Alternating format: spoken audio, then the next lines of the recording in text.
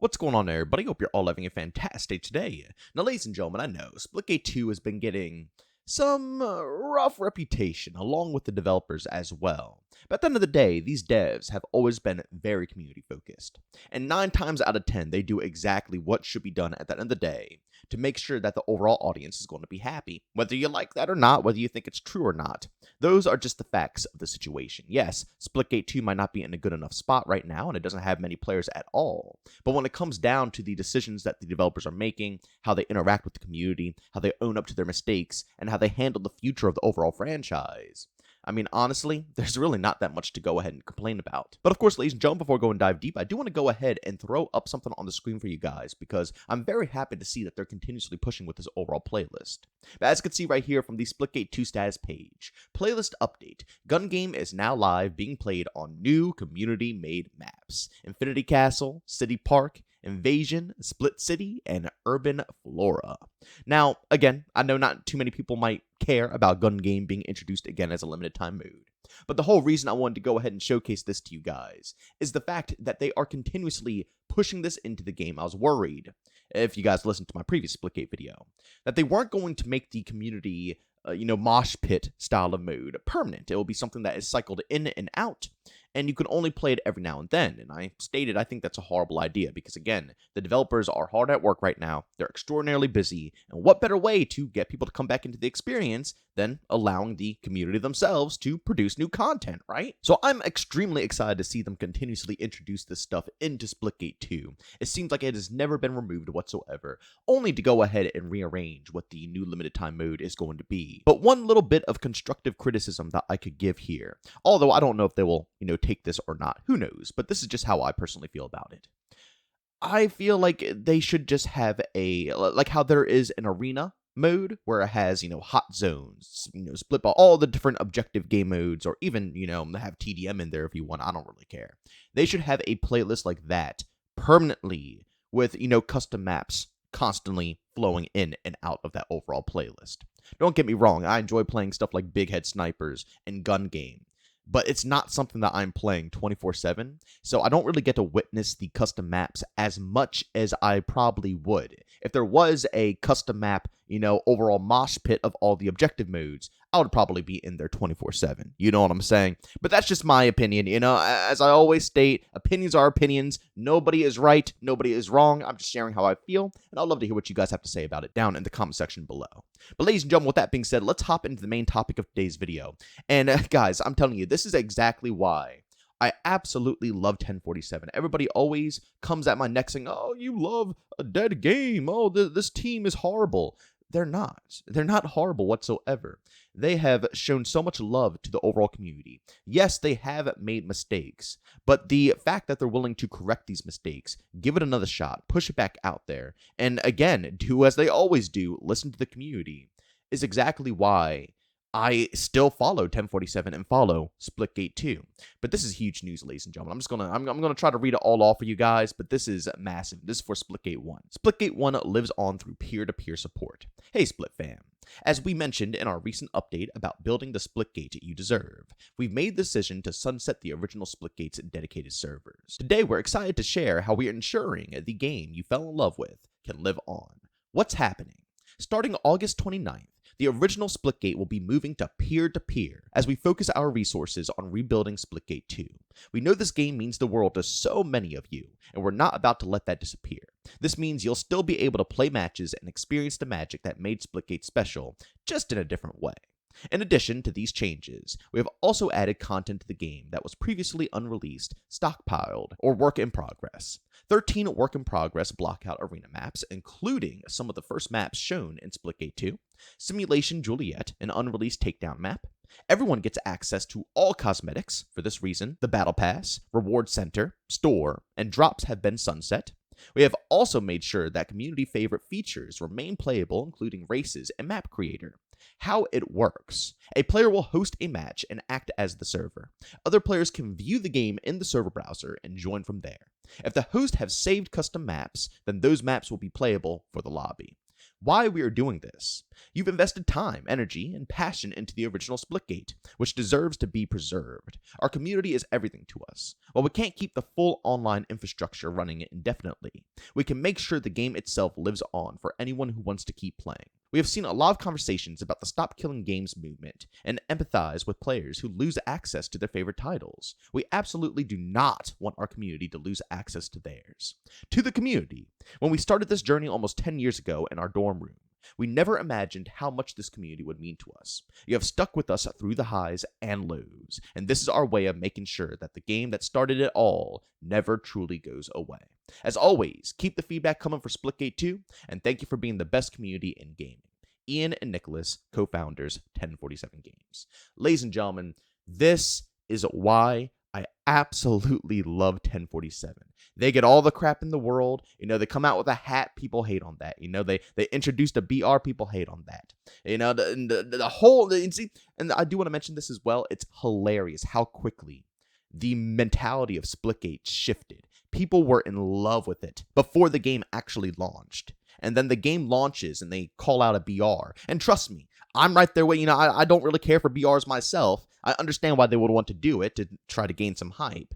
But at the end of the day, I think the mass majority of people out there understood this isn't changing how the game plays. It's still the same game that everybody was loving in the beta. And then out of nowhere, everybody shifted mentalities. Yes, trust me, I understand. They still didn't even fix the challenge bug with the full launch of the game. We had problems, but the gameplay was still there. The game was still the same. And it just amazes me how many people switched up so quickly. But as I was saying, everybody gives so much hate to this game and this development team. Yet, honestly, from what I can tell, they do nothing but support their community, love their community, does everything in their power to make sure that the community is happy at the end of the day. They did not need to do this, ladies and gentlemen. Right now, their main priority is Splitgate 2. They're not making money off of Splitgate 1. Splitgate 1 isn't paying the bills. It's not keeping the lights on.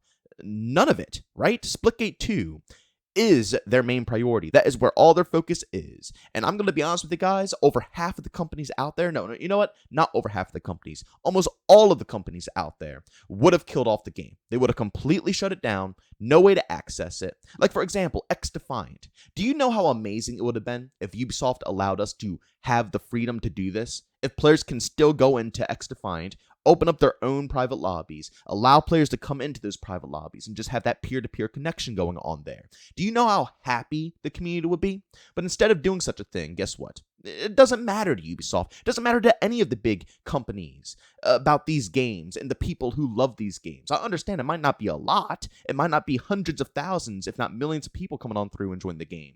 But still, even if it's a handful, even if it's a couple to a few hundred people who really love that title, at the end of the day, that shouldn't be stripped, right? I mean, that's what gaming is all about. Back in the day, when you bought a hard copy of a game, you didn't just magically get that hard copy stripped away from you. You know what I'm saying? They didn't come knocking on your door and say, okay, you're one of the 200 people that like this game, but we don't want it anymore, so we're going to remove it. No, that wasn't a thing. It's only current day because everything is shifting to online only. And a lot of these big corporations want you to get comfortable, including Ubisoft. And it's sad because I really shoved that aside because I had so much faith and hope that X-Defiant could be something huge.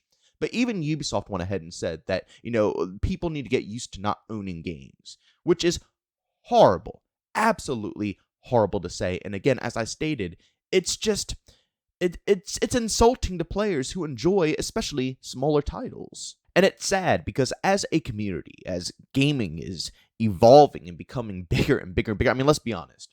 Back in the day, gaming was something, but nowadays, it's literally bigger than almost all these other forms of media. It's literally one of the most popular things ever. You used to see maybe like a couple of consoles out of every 10 households or something like that. Now there's literally almost a PlayStation or Xbox in every single house you could think of, and they're used for everything. Again, media, games, so on and so forth.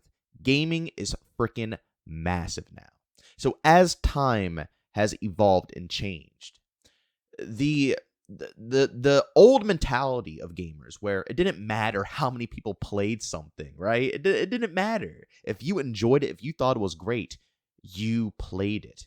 You used to be able to do such a thing, but with how companies are evolving and people are evolving, if the game doesn't, maintain anything, they're not even going to be able to be allowed to keep it up and just do what Splitgate is doing here. Just do peer-to-peer servers. You don't got to pay for any servers. Don't have any microtransactions, so you don't have to pay anything on those. Just allow people to keep playing the game, right? You can't even do that anymore. Companies are so quick to cut these games because now it's a much more massive business. And if the game doesn't look good, they don't want it on their portfolio. They're not going to get investors. They're not going to get people to cough up money into the company. So they cut the smaller games and they keep pushing with the bigger games. And as a community, as gamers, that mentality shifted as well. Not for everybody, but a lot of people now literally think that. I mean, go to any comment section. If a game doesn't maintain the player count of COD or any other top tier game, it's instantly considered dead. It's so sad. I actually saw a tweet here from Splitgate saying, hashtag stop killing games. And the response by Nightwing, guys, I don't want to be that guy, but you literally killed your second game as well. Which they didn't, right? They took it back to beta. They're relaunching. They already promised they're going to keep pushing with the game. And even with what they're doing right here with Splitgate 1, it gives me more proof that they're not going to just simply drop it. Does it have a low player count? Yeah, it does have a low player count. Does that mean they're killing the game right now and it's never going to be seen again? No. And it was a great response by End of Forever, again, the previous community manager at 1047 for Splitgate, that said, what do supporters of Stop Killing Games think of the term dead game being used for games that don't have high concurrent player counts? Personally, it's always irked me. A dead game is a game that literally can't be booted up and played. I completely agree. Now, I will say a lot of people, including myself as well, have over-exaggerated the term, saying, this game is dead, it's dying, so on and so forth. But at the end of the day, it's the truth. If a game has people playing it and the developers are willing to update it, it is not a dead game. And as long as that mentality continues to be pushed, then we will keep seeing, games that are cool, interesting concepts that might not be as popular getting cut, because that is the new mindset. And a lot of these publishers are picking that up. If the game doesn't have a high player count, it is considered dead. It's not worth their time. Forget the art, the passion, the love that went behind these projects. If they're good, of course. I mean, some games are just simply bad, let's be honest. But, if the developers really poured their heart and soul into it, and there's people who love that passion, it might not be many, but they still deserve to be able to play that overall title. So at the end of the day, I love to see the Splitgate team pushing in this direction. Again, their best move right now would have been to make sure that nobody can go ahead and enjoy Splitgate 1, to encourage them to hop over to Splitgate 2, because guess what? That's where the store is. That's where they can make their money. And that's where all their resources are currently being poured into. So as a business, what would have been smart is to say, okay, yeah, we're going to sunset Splitgate 1, and we're just not even going to bother doing anything for it, right? We're not even going to waste development time trying to make sure it works the way that it needs to work for these players. Let's just try to get them over to Splitgate 2 and milk them there. But instead, they are still allowing the people who hate Splitgate 2, who will only play Splitgate 1, who would be good, customers for them over in Splitgate 2 if they could find a way to get them over. They're not forcing them. They are going to, again, put in resources to make sure that Splitgate 1 is still playable. It can still be consumed. And again, their goal is to still improve Splitgate 2 and make it the main project. But they don't want to see Splitgate 1 go away and kill the fun that many people have been having on that game for years now. But ladies and gentlemen, as always, if you enjoyed today's video, leave a like. If you hate it, leave a dislike. Don't forget to subscribe and hit that bell. I post your daily at 8 morning Eastern Time. Everything between COD, Battlefield, Splitgate 2, Arc Raiders. You best believe you'll see it here. And again, sometimes we double upload at 5 p.m. Eastern Time, so always keep your eyes peeled on the channel. And like I said earlier, subscribe and hit that bell. Makes it a bit easier for you. And last but not least, I do stream Monday through Saturday over on Twitch, starting between 12 to 1 p.m. Eastern Time. Of course, if you guys are interested, I'll link that channel down in the description of this video. But as always, thanks for tuning in. I'll see you on the next one. Peace out.